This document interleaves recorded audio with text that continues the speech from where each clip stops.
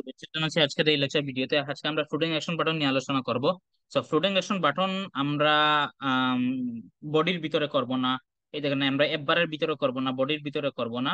এটা করব কি, এফ বার এবং বডি এর বাহিরে আমরা করব। হটিলোড দিয়ে দিলাম, ওকে। কেন আমি এফ বার এবং বডির বাইরে করব? কারণ আমি আপনাদের যখন স্ক্রিনের পোর্শন নিয়ে আলোচনা করছি, পার্টস অফ স্ক্রিন নিয়ে আলোচনা করছি গত লেকচার কোনো একটা ভিডিওতে, তখন আমি আপনাদের বলছিলাম একটা স্ক্রিনের অনেকগুলা পার্ট থাকতে পারে, রাইট? তার মধ্যে আজকে যে ফ্লোটিং অ্যাকশন বাটন করাবো সেটা আমি একবার এবং বডি এর বাইরে কেন রাখবো? কারণ এখানে দেখেন, এই উই- এই ইমেজ এবং এই ইমেজের মধ্যে একটু লক্ষ্য করেন।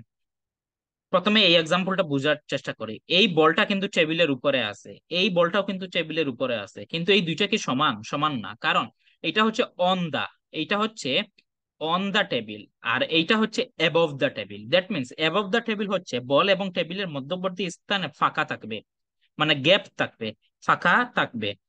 আর এইটার মধ্যে কোনো ফাঁকা থাকবে না। তো এটাই হচ্ছে এই এক্সাম্পলটা আমি আপনাদের বুঝাতে চাইছিলাম। তো ফ্লোটিং অ্যাকশন বাটনটা হচ্ছে এই আমাদের ডান পাশের যে এই যে ইয়েটা আছে আমাদের, এই যে এক্সাম্পলটা আছে এই এক্সাম্পলের মতো, মানে এই টেবিলটা যদি হয় আমার স্ক্রিন অথবা বডি, এই বডি বলবো, এই টেবিলটা যদি হয় আমার বডি, স্ক্রিনের বডি, তার মানে ওই বডি এর উপরে ফ্লোটিং অ্যাকশন বাটনের পার্টটা থাকবে। সো এটাই বুঝাতে চাইছিলাম।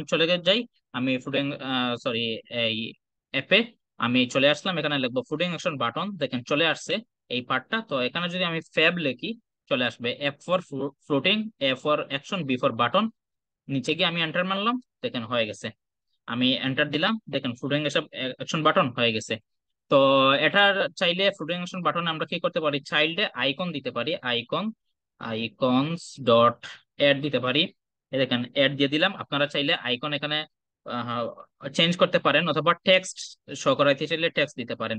এবং যদি কোনো ঘটনা হতে চায়, তার মানে কি করবেন, এই যে ফ্লোটিং অ্যাকশন বাটনের অন প্রেস আছে না, ওই অন প্রেসটার বডির ভিতরে কিছু দিয়ে দিবেন।